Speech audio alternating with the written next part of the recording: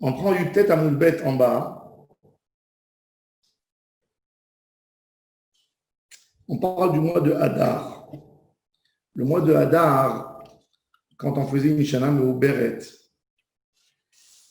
est-ce que les mois de Hadar sont des mois complets, des mois qui manquent, incomplets et un manqué, les deux manqués? Comment on fait le mois de Hadar? Alors la Gemara elle raconte Eid Rabbi Yoshua ben Levi. Rabbi Yoshua ben Levi, on reprend, c'est 15 lignes d'en bas. Eid Rabbi Yoshua ben Levi Mishum Ka'ala Kadisha d'Yerushalem, il a témoigné au nom des sages de Jérusalem, des tzadikim de Jérusalem. On a dit que c'est qui Ka'ala Kadisha, c'est Rabbi Yossi ben Meshulam et Rabbi Shimon ben Menassia. Comme ça, il dit le Talmud de Jérusalem. On a expliqué pourquoi il s'appelle Ka'ala Kadisha. Ils ont témoigné sur quoi? Sur les deux Hadar, chez Mekachim, Otam, Beyom et Bourem, quand on annonce le mois, le jour du Hibour, c'est-à-dire le 30e jour, et on le rend Rosh Chodesh, le deuxième jour. Les mêmes, la Gemara a dit, des Chasrin Avdinan, mais les Illo Avdinan, tu veux me dire que quoi? Que d'après ça, qu'on déclare Rosh Chodesh le 30e jour, c'est-à-dire qu'on fait des mois Chasser. Alors il a approuvé, ça vient exclure des paroles de Rav Nachman. Midé Darash, Rav Nachman Bar Chazda, Rav Nachman, fils de Rav Chazda, il a témoigné, on est Yutet Amoudbet, en bas, il a témoigné au nom de Rabbi Simai, qui a témoigné au nom de Chagai, Zacharie et Malachi, que les deux mois de Hadar, si on a envie de les faire plein de 30 jours, on peut. Si on veut les faire les deux de 29 jours, on fait. Si on veut les faire un 29 et un 30, aussi on fait. Ainsi, il faisait dans la galoute, dans la yeshiva de Pumbedita. C'est où ça? Pumbedita, c'est une des trois villes principales où il y avait les sages du Talmud. On avait trois villes, Soura, Nehardea et Pumbedita. Mais c'est quoi Pumbedita? Pumbedita aujourd'hui, c'est Pumbedita, elle a un nom aujourd'hui. Je ne crois pas qu'elle est. Il y a la ville de Soura et de Nehardea. Pumbedita, c'est équivalent. Ouais. Pumbedita, c'est.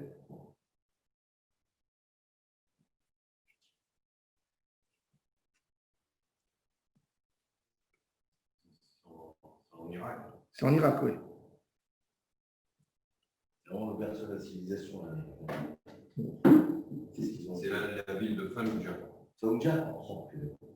C'est à côté de Fallujah, c'est à côté, c'est pas évidemment Fallujah. Dans les environs de la ville de Fallujah. Dans les environs, ouais. C'est où il y a le Daesh. T'imagines? Comme pour lui, c'est le berceau de la civilisation, je te jure. On se pose Babel, Mbegdad. Non, Soura, Nehardea. Nehardea, c'est dans le côté Kurdistan. Oui. Alors il dit qu'à Pumbedita, il faisait aussi comme ça, comme on va voir dans Dafkav Gimel, ou Mishum Rabben, au nom de Rav, ils ont dit, Rav, il ne va pas à Pumbedita, il va à Soura. Ils ont dit Amrou, Leolam, Echad Malé, Echad Chaser, toujours. Les 2 mois de Hadar, il y en a un qui contient 30 jours, l'autre qui contient 29 jours. Jusqu'au moment où les envoyés d'Eretz Israël viennent te dire que le Bedin, il a fait même le premier Hadar manqué. Et ils ont fixé le Rosh Chodesh Hadar Bet le 30e jour. Ok. Ils ont posé une question, les élèves de la Yeshiva, à Morokva. Ils ont dit Hadar Asamouch le Nissan, 5 lignes avant la fin de la page. Hadar Asamouch le Nissan, le Olam Chaser. Ils lui ont dit qu'est-ce qu'il faut faire sur le Hadar qui est proche du Nissan? Il est toujours Chaser. C'est-à-dire que toujours le mois de Hadar qui précède le mois de Nissan, il aura 29 jours. Mais Rav Nachman, il a posé une question. Sur 2 mois dans l'année, il est écrit dans la Mishnah que les émissaires sortent dans la diaspora, mais pas simplement sortir. Il y a 6 mois qu'on sort, mais 2 mois, même Shabbat, ils font leur travail. Ils chevauchent les ânes Shabbat, et ils font tout ce qu'il faut faire. Nissan et Tishri. Oui, un Nissan et Tishri. Il y a Bishtama, Zimin Malé, Zimin Chaser, je comprends. Si tu me dis que le mois de Hadar, qui précède Nissan, des fois il peut avoir 29 jours, des fois il peut avoir 30, je comprends pourquoi on est Mechalel Shabbat. Parce que le jour de Pessah, on ne sait pas quand il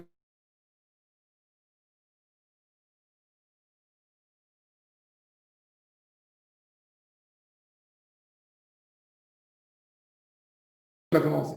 Mais si tu me dis que toujours le manqué, c'est un mois manqué, On va toujours savoir penser. on peut savoir pourquoi on est Mechalel Shabbat. Ben oui. Bishlam, c'est dans les mots d'Agma. Iyamad Bishlam Azinin Malezinin Chaser Mishumachi Mechalilinan.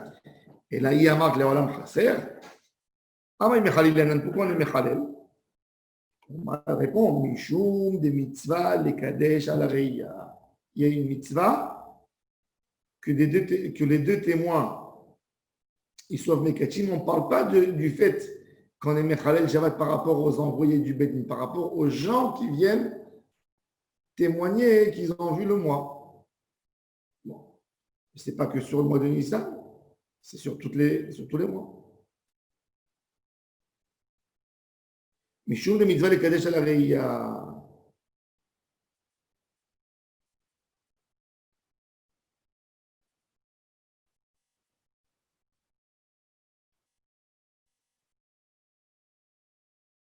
Alors, il y a des Mefarshim qui expliquent que le mois de Nissan, il est indispensable. Ça veut dire tous les mois, c'est vrai, on peut venir, on peut annoncer, mais le mois de Nissan, absolument, il faut faire que d'après la Reïa. Les autres, même par défaut, s'il n'y a pas de témoins qui viennent, le Bedin dit, bon, la lune, elle est sortie le deuxième jour, vous êtes. Alors, il dit, mais Koudash, là, il faut qu'on voit la naissance. Ça veut dire, il mettait même des gens pour voir. Il guettait la lune. Pourquoi? Parce que c'est écrit Ahodesh Hazé, Kazé Re'e Ve Kadesh. Il faut le voir. Alors, le mois de Nissan, il y avait un Chilul Shabbat pour venir annoncer.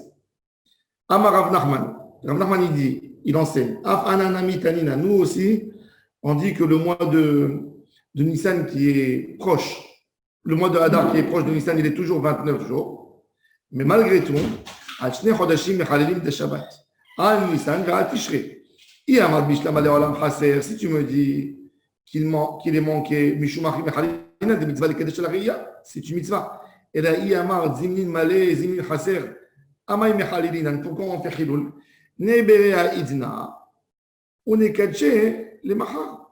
Il dit, quand le rang un mois de 30, vendredi ou Shabbat et dimanche, Venikat chez les Mahar, le rang Kadosh, le mois Rosh Chodesh, le lendemain, dimanche par exemple, alors le Gemara dit, Idik la Yom Shloshim Beshabbat, si le 30e jour il tombe Shabbat, Achanam, il a raison. Achamaya Askinan, Idik la Yom Shloshim Bechad Beshabbat, des mitzvahs, les Kadesh al Ariyakan. Qu'est-ce que tu fais quand le 30e jour il tombe vendredi et tu as besoin, puisque le mois de Nissan, il faut l'annoncer selon deux témoins qui témoignent qu'il y aura le 31 dimanche. Et ça, c'est impossible. Non, pardon. Le 31, il tombera Shabbat. Je veux dire, vendredi le 30, 31 Shabbat. Des mitzvahs des Kadesh Alareya. Donc, de toute façon, tu es Mechalel Shabbat. Pour faire le Kiddush Chodesh, s'il n'y a pas de témoins qui sont arrivés le 30, Nahon. Alors, le 31, on fait rétroactif. On dit hier, il a été Mekoudash. S'il n'y a pas de témoins qui arrivent à Jérusalem. Nahon. Non, mais il te dit la notion. Il pose une question. Pourquoi être Mechalel Shabbat? Alors, il te dit. Il y a des fois, il y a des cas extrêmes. On doit être Mechalel Shabbat pour recevoir le témoignage. On n'a pas envie d'arriver à 31. 31, déjà, ça y est. Le mois, il est déjà déclaré. Parce que le 30, il est caché. Le 31, il se dévoile. Le Rosh Chodesh, c'est 29. Le premier, c'est déjà. Ouais, sauf si c'est 2 jours. La lune, elle se cache le 30. Le 31, ça y est. Il y a la naissance de Khazara. Il y a le Molad. J'ai encore fait 2 jours, le Rosh Chodesh. Il y a le 30, tu as raison. Le 30, c'est le deuxième jour. Oui, donc il n'y a pas de 31, c'est ce que je dis. Alors, c'est ce qu'il dit. Non, justement, il te dit on va arriver à 31 sans avoir un Rosh Chodesh, si on n'est pas Mechalel Shabbat. 31, c'est le 2 en réalité. Oui, c'est le 2. D'accord. Alors, ils vont dire, qu'est-ce qu'ils vont dire? S'il n'y a pas de témoin, ils vont dire hier, par défaut, c'était Rosh Chodesh. Et les gens ne le savaient pas. Même pas. C'est pas possible. Pourquoi? Parce que la veille, c'est On est le 2, la veille, c'est le premier. C'est le premier. Alors, c'est Rosh Chodesh. Alors, ils vont te dire, hier, c'était Rosh Chodesh. Si c'est Rosh Chodesh, si c'est 2 jours. Nahon. Et si c'est un jour, c'est pas Rosh Chodesh. Nahon, mais si tu fais d'après la Réia, tu es obligé de fixer d'après les yeux des gens, pas d'après le compte du calendrier.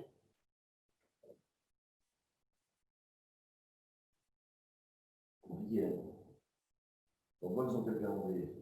Non, tout ça, ils vont l'annuler hein, quand Mashiach va venir. Mais bon, c'est pas. Quoique. Alors la Gemara a dit que le 31 il tombera Shabbat et on ne va pas attendre le 32 non plus. Oui, Mishum de mitzvah le kadesh al Reya. Ok, bon. Metiv Rav Kahana, il a posé une autre question. Shamigdash Kayam Mechalevin Afal Kulan Mipnei Takanat HaKorban. Il a posé une question, il a dit pourquoi tu dis que toujours chasser? Alors on a dit que ce que les témoins ils viennent faire, ils viennent annoncer qu'ils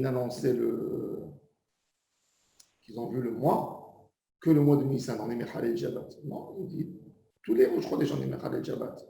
Pourquoi? Parce qu'on ne veut pas perturber le travail du temple. Arrêt Rosh Chodesh, on amène un korban supplémentaire s'il tombe Shabbat. Il y a fait merde, ou Biyom HaShabbat, il y a fait merde, on a lu hier, ou Biyom HaShabbat. Ou Biyom HaShabbat, on a Berosh Chodesh, ou Bracheh Chodshechem, Takilim Oral Hashem.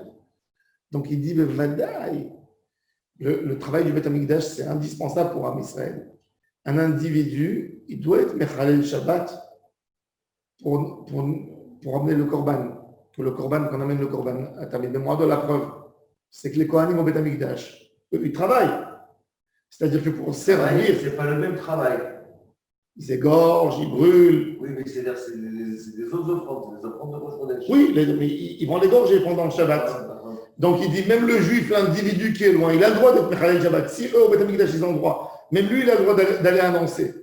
Donc il dit, pourquoi tu me dis que Nissan et Tishrei, on est Mechalel Shabbat? Si on parle du Kiddush HaChodesh, tous les 12 mois de l'année. Qui a dit ça? Il pose la question. Qui pose la question? Rav Kahana. Rav Kahana, il est très efficace. Mais Rav Kahana, כשהמקדש קיים, מחללים אף על כולם מפני תקנת הקורבן. מדי כולו, לאו משום דמצווה לקדש על הראייה, נסתם לתשרי נמי. Alors il pose la question, il dit, toujours on est Mechalel Shabbat.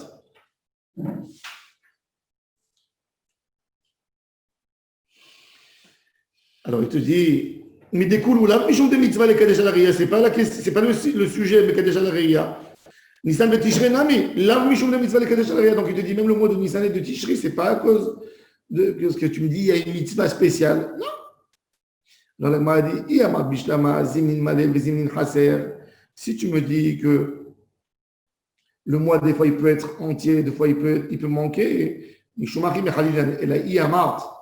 Si tu me dis que toujours le mois de Hadar, il est chasser, pourquoi on est mechalel? On sait exactement, même au Beth Amikdash, on sait que ce sera Rosh Chodesh. On n'a pas besoin de venir. La question de Rav Kahana, il pousse encore plus. Il dit, toi tu me dis qu'il peut y avoir que le mois de Hadar qui précède Nissan, il est toujours manqué, 29. Alors il te dit, pour Rosh Chodesh Nissan, je n'aurai pas le droit à venir, des témoins n'auront pas le droit de venir à Jérusalem, puisque de toute façon, on sait que le Rosh Chodesh a lieu le 30. Pourquoi tu as besoin d'être Mechalel Shabbat? Alors, si tu me dis qu'il y a une mitzvah de Reya spéciale, tu peux me répondre, mais s'il n'y a pas de mitzvah de Reya, ton argument, il est parti. Non, tu as dit si c'est ton Shabbat. La Mishnah, elle a dit, non, oui, d'accord, mais pourquoi uniquement pour la mitzvah de Reya? Mais si tu ne tiens pas compte de la mitzvah de Reya, de Kiddush HaChodesh al Reya, et tu me dis que c'est pour ne pas perturber le travail des corbanotes, ok, si tu me dis qu'il est toujours manqué, donc je sais exactement quand Rosh Chodesh aura lieu. Si je sais que le mois de Hadar, il contient 29 jours, je sais que le 30, c'est Rosh Chodesh. Je n'ai pas besoin d'être Mechalel Shabbat. Alors il a dit, mais dans la Mishnah, on a vu que oui, on est Mechalel Shabbat. Donc de là, je vois que ce n'est pas vrai que le mois de Hadar, qui précède le mois de Nissan, il est toujours manqué. Non, des fois, il peut avoir 30 jours aussi. Tout ça, c'est pour prouver que le conte que ne tient pas à cette règle qu'ils ont dit, il est toujours. Non, il n'est pas toujours. Donc, on revient à une fois 29, une fois 30. Exactement. Derrick peut faire 2 fois 30. Nahon. Et il faut pas, à chaque fois, il faut toutes les combinaisons possibles. Toutes les combinaisons. On a vu au départ. Nahon. Donc on revient au départ. Nahon.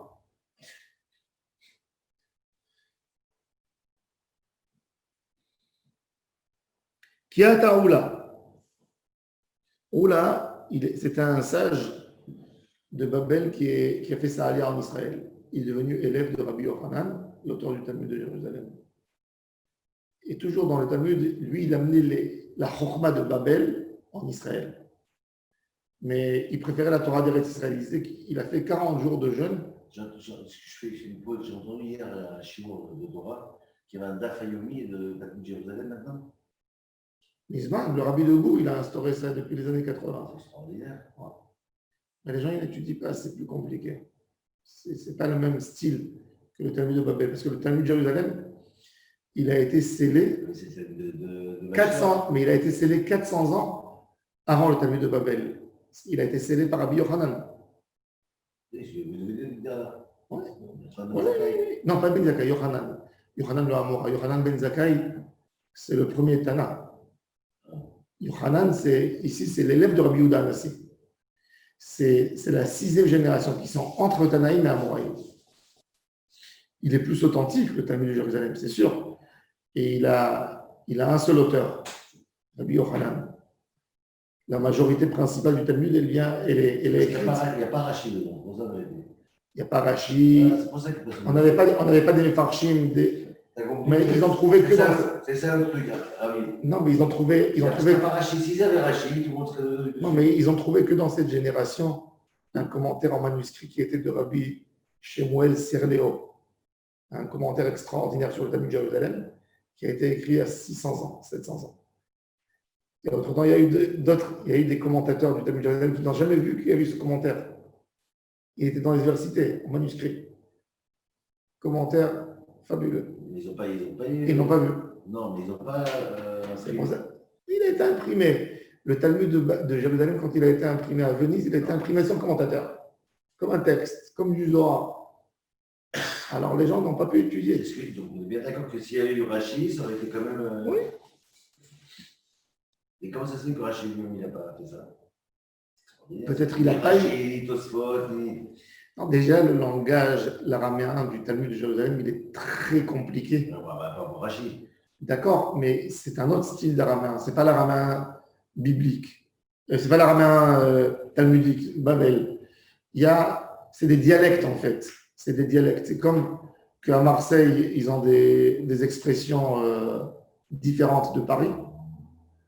À part les expressions, il y a le dialecte différent. Tu prends un Maghrébin, tu prends un Tunisien, un Marocain, ils ne se comprennent pas. Il faut qu'il parle doucement, il va trouver des mots en commun, il va essayer de comprendre le sujet. C'est des dialectes. L'araméen qu'il y avait dans la région, alors Babel, c'était un araméen, la Syrie, un araméen, le Galilée, un araméen, la Judée, un araméen, le Negev, un araméen, ils ne comprenaient pas. C'était des pays différents. Un homme, quand il allait du Galil à C'est un peu la même base. Oui. C'est comme, par exemple, les Flamands avec le Hollandais, l'Allemand. Oui, mais. Ou alors les Russes avec le Perse, le Turc. Mais le problème, c'est, dans un dialecte, le problème, c'est pas simplement le mot, c'est l'expression. C'est l'expression. C'est un exemple très classique. Entre le Zohar et dans la Gemara, toujours quand on veut te résoudre un problème, on te dit Tashma, viens, écoute, viens comprendre. Dans le Zohar, viens voir. Tahazé. Toujours Tahazé. Le Zohar, il a été écrit en Galilée. Et le Talmud de Babel à Babel. Le Talmud de Jérusalem, il a un langage très, très court. Très court. Ça veut dire qu'il pose en 2 mots la question et en 1 mot la réponse. C'est pour ça qu'il est beaucoup plus petit que le Talmud de Babel. Le Talmud de Babel, il y a des questions. Et dans le Talmud de Babel, il paraît, il y a un grand professeur qui s'appelle Yitzhak Alivni. il vit à Jérusalem aujourd'hui, il a 95 ans. Lui, il a une théorie qu'apparemment, ça tient la route. Il montre que dans les textes du Talmud, il y a ce qui s'appelle le Talmud et il y a le commentaire du Talmud qui est dans le Talmud. Il y a un premier commentaire avant Rashi en araméen dans le Talmud qui n'a pas été écrit par les Amoraïm. Pour lui, il dit qu'il y a beaucoup de textes qui ont été ajoutés dans le Talmud par les Saboraïm, qui était le premier commentaire. Et nous, on croit que c'est élargir la question. Élargir la question. Comme ici, tu vois, tu élargis, tu continues. Alors il dit, ça, c'est pas le texte. Il a raison, moi je trouve qu'il a raison. Oui, ça tient la route. Bon, il y a beaucoup qui ne veulent pas écouter ça parce que pour eux, dès que tu dis ça, ça veut dire que tu dis qu'on a touché le Talmud. Mais lui, il dit que le Talmud a été touché après l'époque de Rav Ashi et de Ravina par les Saboraïm. Et le Talmud qui était dans les yeshivot, il a reçu dans les yeshivot de Babel, les Saboraïm, ils l'ont amélioré encore, ils l'ont touché, ils ont ajouté. Donc il te dit, lui, il fait. De toute façon, le Talmud, c'est une Torah orale normalement. Oui, mais il montre. Tout ce qui est oral est amené à évoluer, est amené à se. Mais il montre l'évolution des textes. L'évolution des textes. En 200 ans, une langue évolue. Et il te montre qu'il y a des textes, que c'est de l'ancien araméen par rapport aux textes plus tard. Et il te dit, voilà, ça, c'est des textes qui ont été rajoutés. Aujourd'hui, alors, pendant 40 ans, tout le monde s'est moqué de lui. Mais aujourd'hui, quand tu prends l'ordinateur, c'est énorme. Tu prends l'ordinateur, tu lui lances des recherches de mots, des équivalences, et il peut faire de la comparaison simple. Ce n'est pas de la comparaison qu'on fait sur Gmail. C'est statistique, c'est des mots, c'est des trucs. Ben, on trouve des résultats qu'on montre qu'apparemment, il y a eu deux mains qui ont touché. Tu vois, tu arrives à remarquer. Quand tu compares, tu lances tout le Talmud en texte, tu comprends ce qui a été rajouté. Si tu lui donnes des codes, tu vois. Donc, j'ai un ami à New York qui fait tout ça. Il écrit un livre maintenant sur ça pour montrer les textes. Oui. Et pourquoi, quel est le problème qu'il a été touché là-dedans? Non, c'est pas ça le problème. Le problème, ils l'ont pas touché pour le. C'est sûr, mais ils ont fait évoluer le. Nbaya, oui, Nbaya. Mais des fois, par exemple, la halakha n'est pas comme le développeur. Tu vois ce que je veux dire? Ah oui, c'est ça. Bon, le Rambam. Ce qu'ils ont développé, c'est peut-être qu'ils se sont trompés. Que je ne sais pas s'ils se sont trompés. C'est la Mishnah qui avait raison. Oui. Non, mais c'est ça que vous voulez dire. Et là, tu peux commencer à toucher, déjà, tu te dis, la question qu'il faut se poser, c'est quelle version de Talmud le Rambam a eu? S'il a été développé dans deux endroits différents, et pas dans un seul endroit, parce qu'il y avait des villes talmudistes, de Pumbedita, de Soura, de Nehardea, alors, où ça a été développé? Quelle version? Quelle est la version du Talmud? On aurait tous aimé savoir quelle version talmudique le Rambam avait. Parce qu'il y a des sources, il y a des halakhot du Rambam qu'on ne les trouve pas dans le Talmud. Et tout le monde se pose la question d'où il les a amenés. Alors, c'est un Talmud qui manquait. Déjà, on sait que les meilleures versions du Talmud de Babel étaient en Espagne, pas en France. Rashi, il a eu des moins bonnes versions que le Rambam. Pourquoi? Parce que à l'époque du Talmud déjà, fin de l'époque du Talmud, il y a Mahomet. Mahomet, la première conquête après la mort de Mahomet, c'est la Babylone. Ils prennent la Babylone et ça devient le gouvernement des califes. Le gouvernement des califes, Mahomet, c'est 500 ans avant Rashi. Donc, et en Europe, il y a les chrétiens déjà. Il y a une guerre qui se fait entre le califat de Babel et l'Europe. Donc, il y a un arrêt, il n'y a plus de Torah qui passe. Il n'y a plus de livres, il n'y a plus de lettres qui passent de Babel en France. Par contre, l'Espagne, qui était un protectorat musulman, Tolède, etc., Cordoue, tout ça, il y avait des universités arabes. Ben, le monde arabe, il y avait des bons liens entre eux. Donc, il y avait un échange de Torah. Non, mais surtout que Rambam, il écrivait en arabe. Oui, mais à l'époque, oui. Mais alors, donc, il y avait un grand échange de Torah entre l'Espagne et Babel, entre le Maroc et Babel, entre la Tunisie et Babel. C'est des pays déjà occupés par les musulmans. Par contre, la France, non. La France, où était leur centre? Jérusalem. C'est pour ça que Rachi avait plus le Talmud de Jérusalem que les sages de Babel. C'est pour ça que les premiers sages de la Kabbalah ne sont pas séfarades, sont ashkénazes. Parce que comme la Kabbalah a été faite en Israël par Rabbi Shimon Bar Yochai et ses élèves, ça a été gardé en Israël par des petits centres de Torah, et qu'eux, ils avaient des liens avec les sages de France, les sages d'Allemagne, que Jérusalem était occupée, Jérusalem jusqu'à il y a 1000 ans, était occupée par les chrétiens. Les Romains, ensuite les chrétiens. Et donc, c'est pour ça qu'on dit que les Ashkénazes tirent leur coutume du Talmud de Jérusalem. Parce que c'était Jérusalem. Les Juifs séfarades, les coutumes de séfarades, c'est lié à Babel, au Talmud de Babel. Mais alors pourquoi Rachi, il a travaillé que sur le Talmud de Babel? Parce que le Talmud de Babel était plus facile et déjà, tout le monde l'emploie. Déjà, quand il est sorti comme texte, il était plus élaboré, plus riche et bien après. C'est quand tu as un livre de loi, tu vas prendre un livre de médecine ou un livre de loi de l'année 1600 ou de l'année 2000, 400 ans plus tard. Alors, il était plus récent, le Talmud de Babel. Donc, il s'est propagé. Le Talmud de Jérusalem, il a été scellé par Rabbi Yochanan 350 ans avant le Talmud de Babel. Le Talmud de Babel, ici que le Talmud de Jérusalem.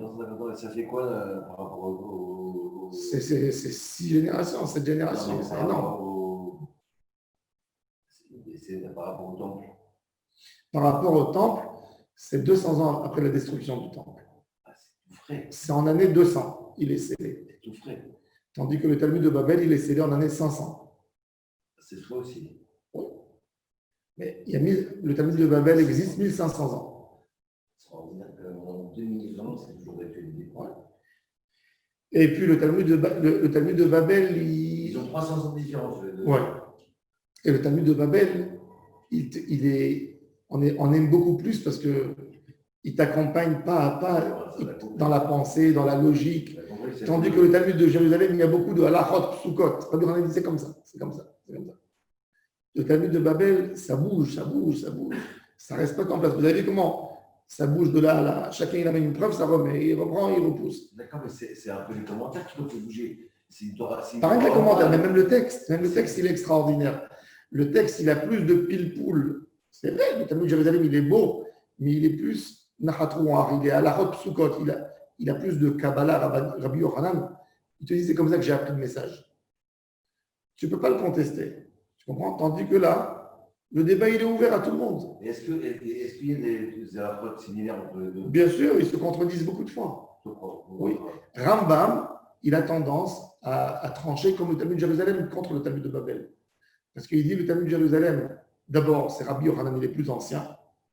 Il a ses règles d'études plus proches à la racine. Donc, il a tendance à aller comme le Talmud de Jérusalem. Tandis que le Rif, non. Le Rif, des fois aussi, il tient considération. Il te dit, il y a un débat, il te dit, et je ne considère pas ni ça, et c'est comme qui est précisé dans le Talmud de Jérusalem. Mais en réalité, ce que vous êtes en train de dire, c'est que le Talmud de Jérusalem, ils n'arrivent pas à le comprendre comme il faudrait, complètement. Ils arrivent peut-être à le... Il le maîtrisait moins. Exactement, on ne le maîtrise pas. Il était moins maîtrise le Talmud de Babel. Ouais. Mais c'est parce que c'est pas un commentaire, c'est pas vraiment de... Il y a beaucoup de rabbinim, ils connaissent tout le Talmud de Babel, mais ils ne connaissent rien en Talmud de Jérusalem. Ils n'ont jamais ouvert leur vie. Vous l'avez étudié, vous? Oui. Je travaille là-dessus, moi, beaucoup, sur le Talmud de Jérusalem. Ah bon? Je l'étudie toujours en parallèle. Il est très intéressant, mais encore une fois, c'est un texte, c'est comme si tu lisais de la halakha. Tu comprends? Il n'y a pas de place, au pile-poule, tellement. Il y a des questions très raffinées. Vous avez vérifié qu'il y a un roi Hagodesh pour le Gaon de Vilna, il a rassemblé les deux Talmudim. Son travail était de faire un travail. Il y a un livre à la fin du Talmud qui a été écrit par un des rabbins de la ville de Vilnius, qui s'appelle Yefé Einaim, du rabbin de Bilsek, Rabbi Ari de Bilsek. Il a fait un travail extraordinaire. C'est que chaque sujet dans le Talmud de Babel, il a cherché le parallèle en Talmud de Jérusalem. Et alors? Mais il n'a rien qui mis les citations. Regarde là-bas, regarde là-bas, regarde là-bas. Il ne les a pas mis un face à l'autre. Mais bon, il a déjà fait le gros travail. Il a fait un travail extraordinaire. Il a mis le parallèle du Talmud au Talmud de Jérusalem et au Midrashim. Celui qui. Le risque. Bilsek, Rabbi Aryeh de Bilsek. C'est un génie, mais on témoigne sur lui. Le Rav Kook, il a témoigné sur lui qu'à la fin de sa vie, il était avec lui à Kippour, il avait déjà perdu la vue. Il était assis. Toutes les prières de Kippour, c'est des prières une fois par an. Chez les Ashkénazes, il y a des piyoutim très, très longs. Il pouvait les dire tous par cœur, notamment.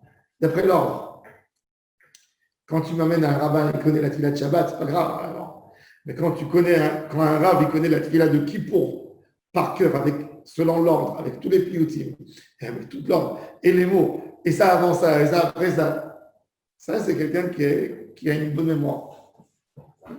Bon, donc il a fait un travail. Après, il y a un autre Rav Reuven Margaliot, il a fait, sur le même style, il a fait un livre qui s'appelle Sha'arei Zohar. Il a amené les parallèles du Zohar au Talmud, au sujet. Talmud de Jérusalem. Non, Babel. Il n'a pas comparé le Talmud de Jérusalem au Zohar. Intéressant. Ça devrait être un travail, ça peut être un travail. Mais bon, le Talmud de Jérusalem, le Rabbi de Gour, il a dit justement, il faut remettre, il a dit quand le Talmud de Jérusalem reprendra sa place, le Talmud de Jérusalem, on a toute la halachot de Eretz Israël. Ben oui.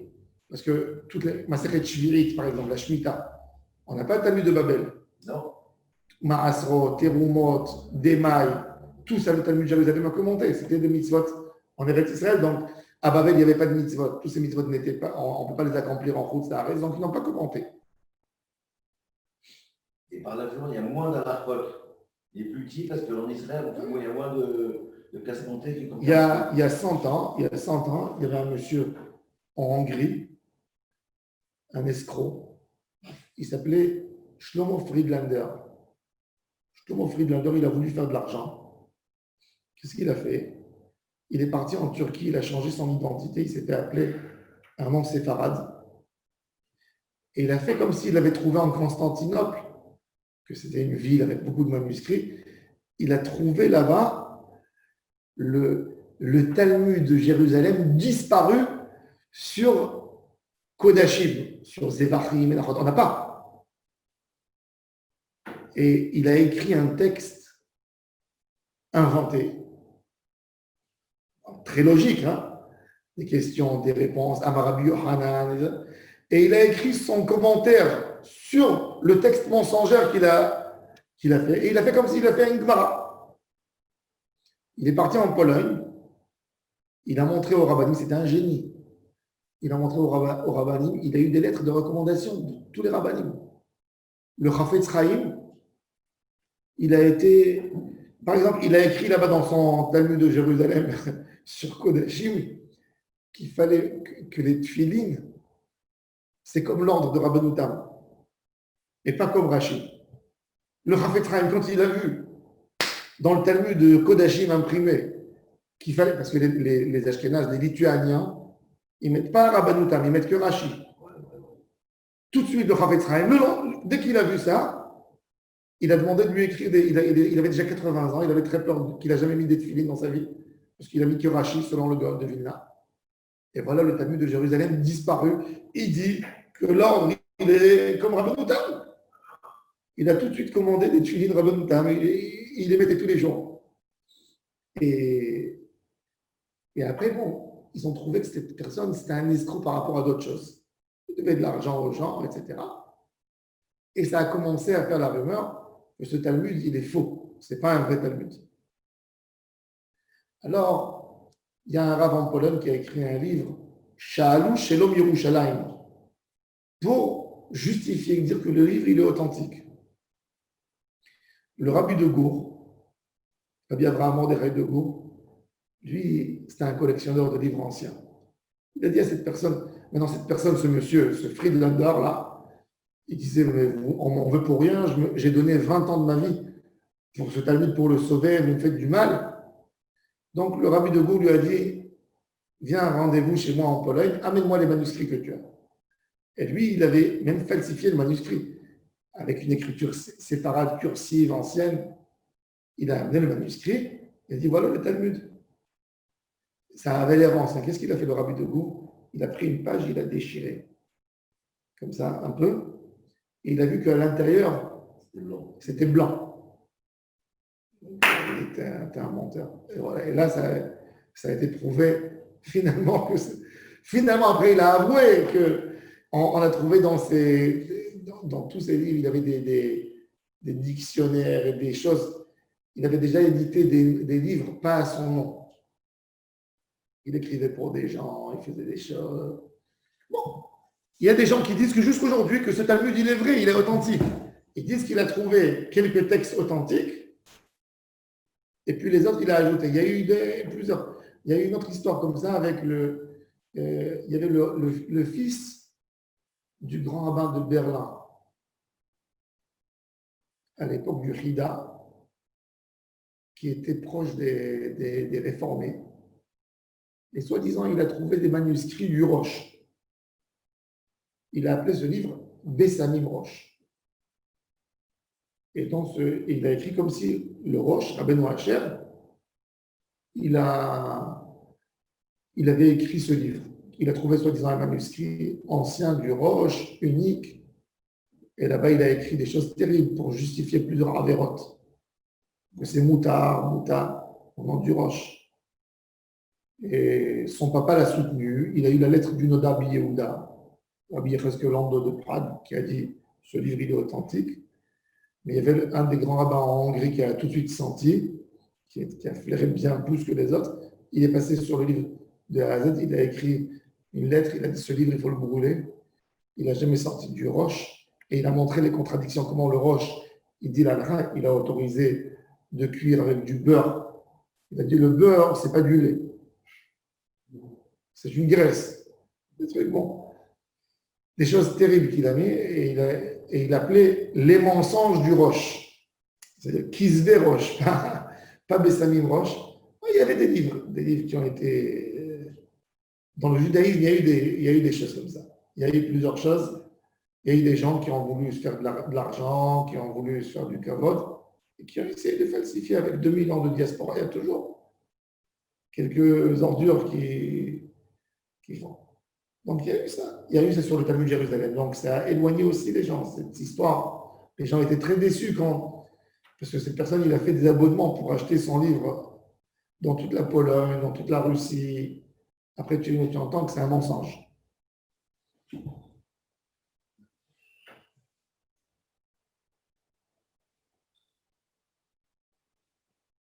Alors, quand Oula il est monté de Babel en Eretz-Israël, Amar, Aboua les Elul, le Bédin, ils ont dit, l'année qu'il est arrivé de Chutz La'aretz en Israël, il a dit, on sait toujours que le Elul, il est 29 jours, il n'est jamais 30, chez nous dans le calendrier. Mais il a dit, il en fait 30. Amar Oula, Yad'in, Chavri Bavlaï, Maïtivut Ardinan Be'adayu. Il dit, alors Oula, il a dit, est-ce que les sages, les rabbins de Babel, ils savent le bien qu'on leur a fait? Ils doivent nous remercier parce que les rabbins de Babel, ils ont dit, qu'est-ce que vous avez fait du mois de Elul? 30 jours, il fallait le laisser 29. Et alors il leur a écrit une lettre, vous devez nous remercier. Il dit, pourquoi on doit vous remercier? Je vais vous expliquer pourquoi vous devez nous remercier. Il dit, qu'est-ce que vous faites si Rosh Hashanah, on avait 2 jours de Yom Tov, à l'époque c'était d'après le Ribour du Chodesh. On a jeudi, vendredi, on a jeudi, vendredi et samedi. Ça fait 3 jours. Les gens à l'époque, ils expliquaient, ils mangeaient pas, il n'y avait pas de légumes comme aujourd'hui. Pommes de terre, tomates. Il n'y avait que des feuilles. Ils mangeaient de la laitue, du chou. Le chou, il résiste au frigidaire. Et bon, c'est le chou d'aujourd'hui. Moi, je me rappelle quand nous, on était enfants, si vous vous souvenez tous, les concombres et les tomates que nos mamans ont achetées au marché. La tomate, après 2 jours, elle était comme un collant mouillé. C'était immangeable, tu te rappelles? Aujourd'hui, notre tomate, elle résiste. Tout est aujourd'hui, comment? Non, pas chimique. Mais ils font des recherches. Ça, non, j'ai oublié. Ils racontent mes Dassim en dit en hébreu. Mais des conservateurs. Non, pas des conservateurs. Non, non, non. Non, génétiquement modifié. Modification génétique. Ils ont été modifiés. Qu'est-ce qu'ils font? Ils prennent aujourd'hui 100 tomates. Ils prennent la tomate d'Inde, la tomate du Brésil. Ils prennent la tomate du Brésil, la couleur du pépin. De la tomate, de là, ils prennent la chair. Ils lui diminuent le jus. Ils lui font ça. Ils lui renforcent la peau. Elle peut rester elle peut rester comme ça. Ils ont même inventé Elle peut rester 10 jours, 15 jours.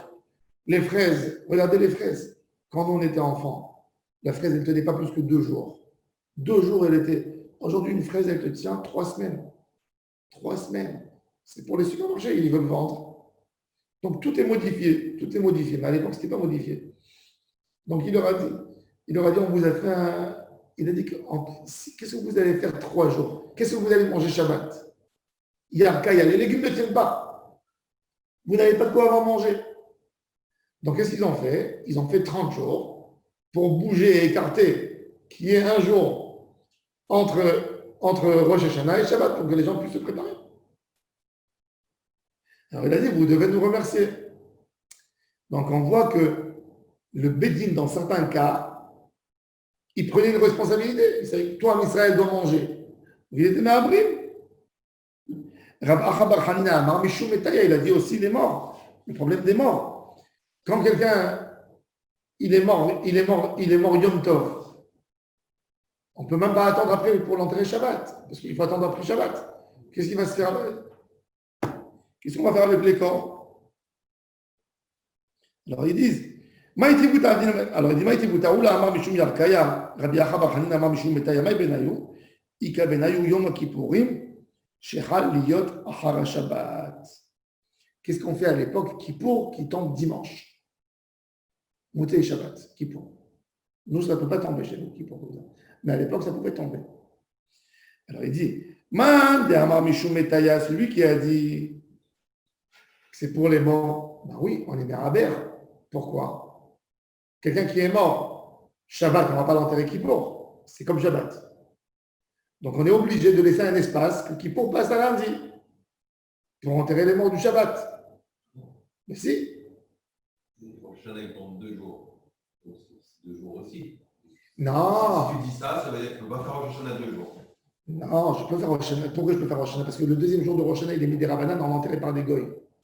Ah, on peut enterrer le deuxième jour. Oui. Mais celui qui mourait le premier jour et le deuxième jour, on n'avait pas le temps, et tout de suite, il aura Shabbat. Qu'est-ce qu'il va faire avec Shabbat? Il lui rentrer au milieu. Comment?